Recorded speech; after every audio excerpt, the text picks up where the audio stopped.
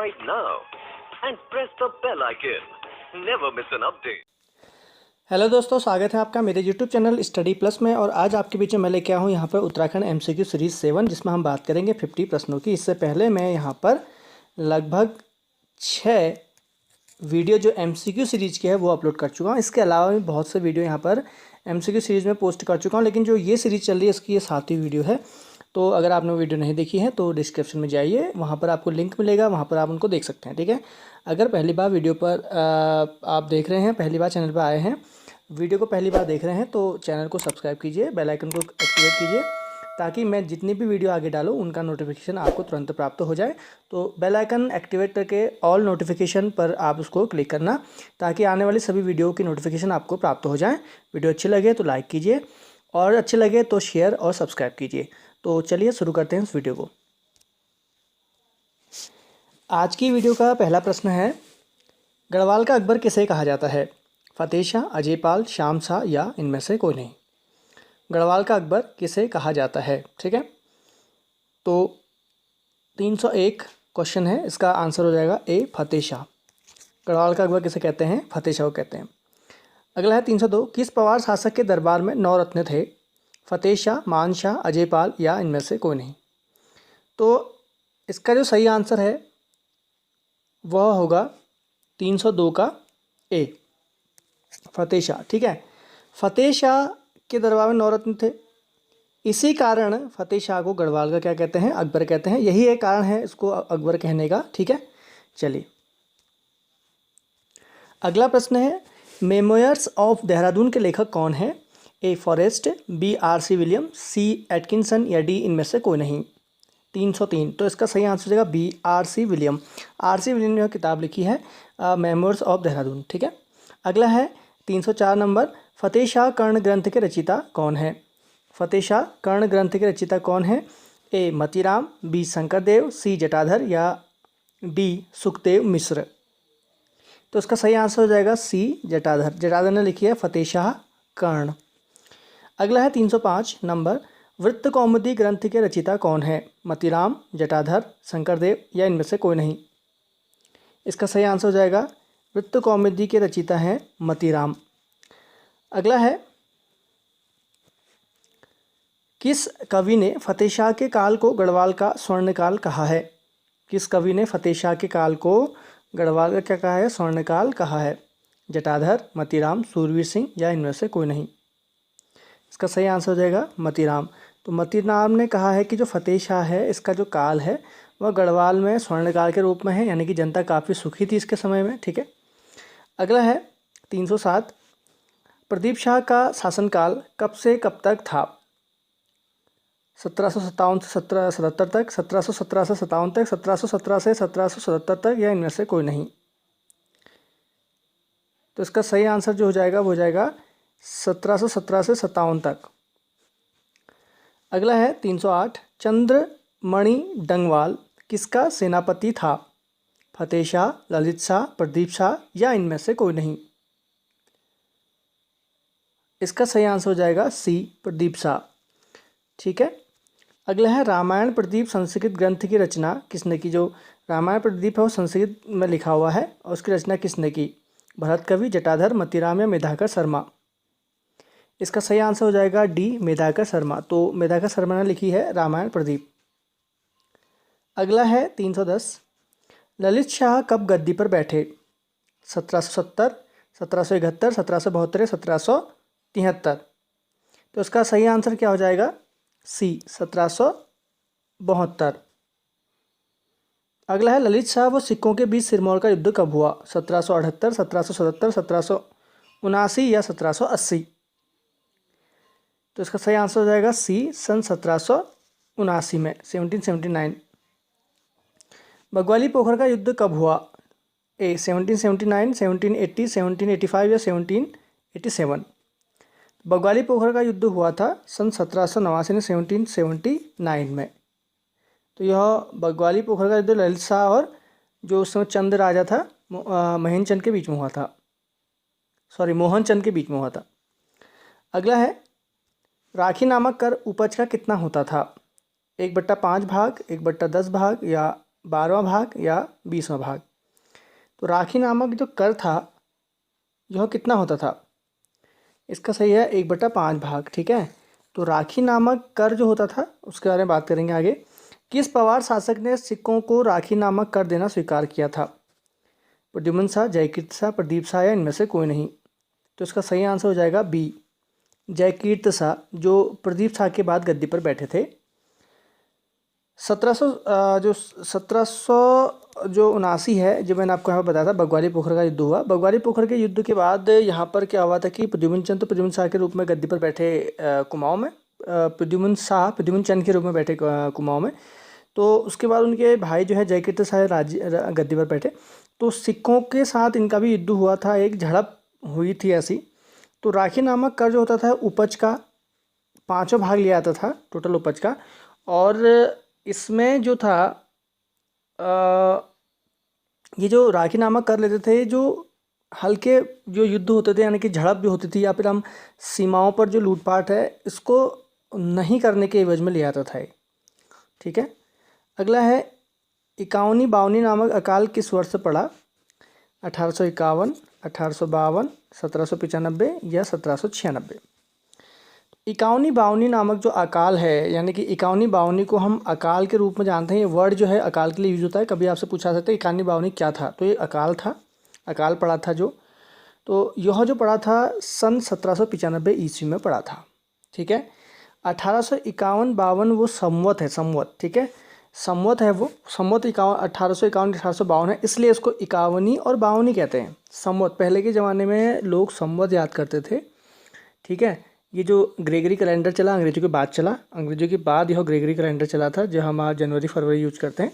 तो पहले के जो लोग थे वो संवत से चलते थे। तो 1851 और 1852 जो संवत है, वह संवत की वजह से इसका नाम 51-52 पड़ा। सन जो था उस समय वो था 1795। अगला है हर्षदेव जोशी किस पवार शासक के सेनापति थे?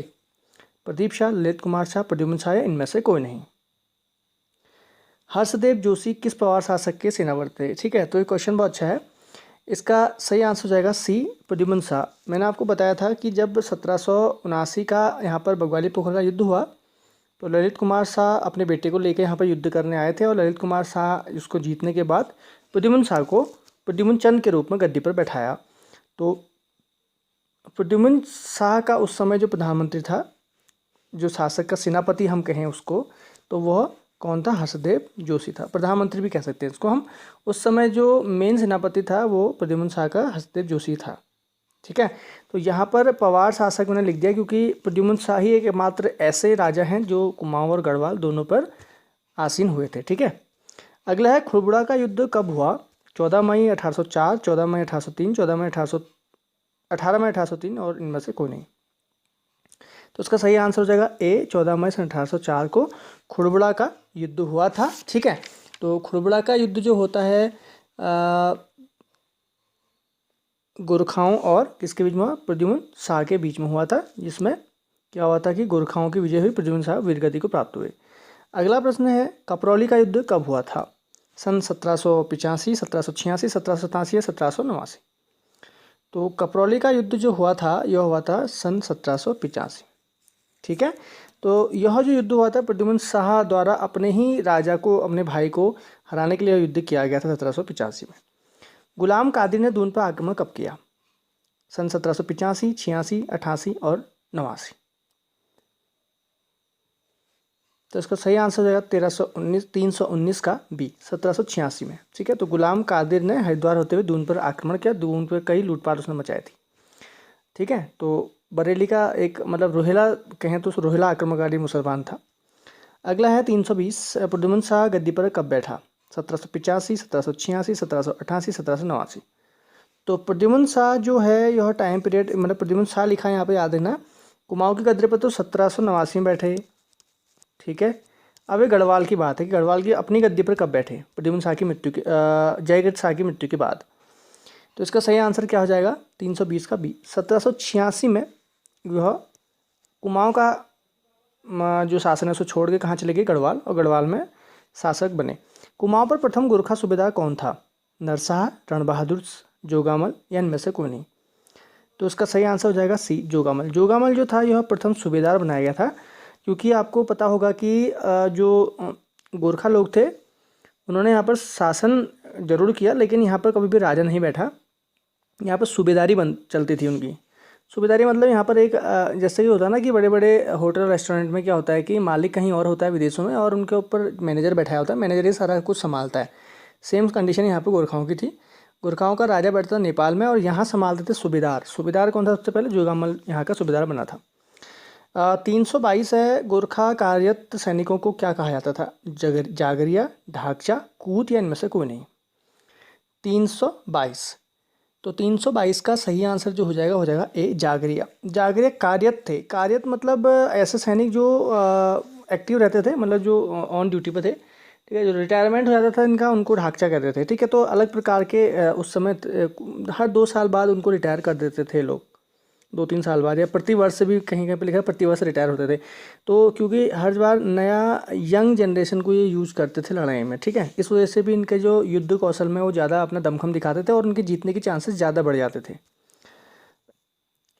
अगला प्रश्न है, पहला भूमि बंदोबस्त जोगामल ने कब किया? कुमाऊं में जो पहला भूमि बंदोबस्त है जोगामल ने कब किया? 1790, 91, 91, 92, 92, 93, इनमें से कोई नहीं। तो 323 का सही आंसर जो हो जाएगा बी। सन 1791-92 में जोगामल ने यहाँ पर क्या किया था? भूमि बंदोबस्त किया था। अगला है, टिहरी में प्रथम भूमि बंदोबस्त कब हुआ? 1820, 1821, 1822 और 1823। तो इसका सही आंसर है सन 1823। 1823 में यहाँ पर पहला भूमि बंदोबस्त टिहरी में किया गया। अगला है, कलाविदों का शिरोमणि राजा किसे कहा गया है? प्रद्युम्न शाह, अजयपाल, सुदर्शन शाह, इनमें से कोई नहीं। तो इसका सही आंसर हो जाएगा सी, सुदर्शन शाह, ठीक है। कलाविदों का शिरोमणि सुदर्शन शाह को कहा गया। सभासार कितने खंडों में विभक्त है? 5, 6, 7, 8, ठीक है। तो सभासार जो है यह 7 खंडों में विभक्त है। सभासार की रचना सुदर्शन शाह ने की थी। 327वां प्रश्न है, सुदर्शन शाह की मृत्यु कब हुई थी? सन 1857 में, 1858 में, 1859 में, इनमें से कोई नहीं। तो इसका सही आंसर है सी, सन 1859। ये आपको पता होगा, कई बार प्रश्न ऐसा पूछा जाता है कि 1857 की क्रांति। तो 1857 की क्रांति के समय सुदर्शन शाह ही उस समय राजा था टिहरी का, और सुदर्शन शाह ने उस समय अंग्रेजों को अपने वहाँ छुपाया था, अपने वहाँ आश्रय दिया था, ठीक है, क्योंकि अंग्रेजों ने ही इसका राज्य दिया था इसलिए। तो 1857 में तो बिल्कुल नहीं हो सकता, तो 1859 में इसकी मृत्यु हुई थी, ठीक है। अगला है, टिहरी में अंग्रेजी शिक्षा की नींव किसके समय में पड़ी? ठीक है, 328 है, सुदर्शन शाह, भवानी शाह, प्रताप शाह, इनमें से कोई नहीं। तो अंग्रेजी शिक्षा की नींव कब पड़ी? बहुत ही बार पूछा गया प्रश्न है, एक पैट प्रश्न है, बार बार पूछा जाता है। तो इसका सही आंसर हो जाएगा सी, प्रताप शाह। तो प्रताप शाह के समय में सर्वप्रथम क्या हुआ? अंग्रेजी शिक्षा की नींव टिहरी राज्य में पड़ी थी। टिहरी में प्रतापनगर की स्थापना कब हुई? 1875, 1876, 1870 या 1879। तो टिहरी में प्रतापनगर की स्थापना जो प्रताप शाह द्वारा की गई थी, तो इसकी स्थापना की गई थी सन 1870 में। तो एक प्रश्न ही पूछा जा चुका है पेपर में। अगला है 330, टिहरी में प्रिंटिंग प्रेस की स्थापना किसने की? प्रताप शाह, कीर्ति शाह, सुदर्शन शाह, भवानी शाह। तो इसका सही आंसर हो जाएगा ए, प्रताप शाह, ठीक है। तो टिहरी में पहली प्रिंटिंग प्रेस जो है टिहरी की, यह प्रताप शाह द्वारा खोली गई थी। अगला है 331, टिहरी में पुलिस विभाग की स्थापना किसके समय में हुई? कीर्ति शाह, नरेंद्र शाह, प्रताप शाह, सुदर्शन शाह। तो पुलिस विभाग की स्थापना सर्वप्रथम जो की गई थी वो भी प्रताप शाह के समय में ही की गई थी। अगला है, टिहरी में जूला पैमाइश किसके समय में हुई? यह एक भूमि पैमाइश थी, भूमि को नाप जोक करने की पैमाइश बनाई गई, जूला पैमाइश कि ये किसके समय में की गई थी? कीर्ति शाह, प्रताप शाह, नरेंद्र शाह, भवानी शाह। 332 का बी, प्रताप शाह के समय में। अगला है 333, कीर्ति शाह गद्दी पर कब बैठा? कीर्ति शाह गद्दी पर कब बैठा? 1885, 1886, 1887 या 1889। तो इसका सही आंसर है बी, सन 1886 में। अगला है, कीर्ति शाह को कंपेनियन ऑफ द इंडिया उपाधि कब दी गई अंग्रेजों द्वारा?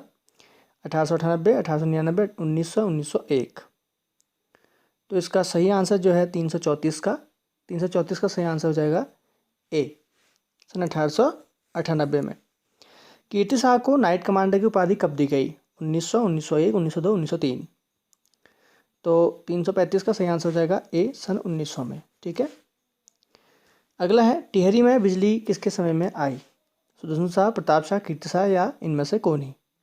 तो इसका सही आंसर हो जाएगा सी, कीर्ति शाह के समय। तो टिहरी राज्य में सर्वप्रथम बिजली जो लाई गई वो कीर्ति शाह के समय में लाई गई। 337 है, उत्तरकाशी में एक कुष्ठ आश्रम की स्थापना किसके द्वारा की गई? प्रताप शाह, नरेंद्र शाह, कीर्ति शाह या सुदर्शन शाह? इसका सही आंसर है सी, कीर्ति शाह द्वारा। ठीक, अगला है 338, बैंक ऑफ गढ़वाल की स्थापना किसने की? प्रताप शाह, नरेंद्र शाह, कीर्ति शाह या इनमें से कोई नहीं? तो बैंक ऑफ गढ़वाल, ठीक है, तो यहाँ पर याद रखना 2 बनाए गए हैं, बट इसका आंसर जो है वो हो जाएगा सी, कीर्ति शाह द्वारा। ठीक है, अगला है टिहरी घंटाघर का निर्माण कीर्ति शाह ने कब किया? 1896, 1897, 1898 या 1900?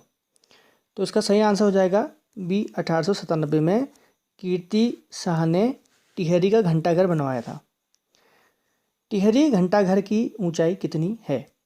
101, 110, 112 या 125 मीटर? तो इसका सही आंसर हो जाएगा 340 का बी, 110 मीटर। ये घंटाघर भी आज टिहरी डैम के अंदर डूब चुका है।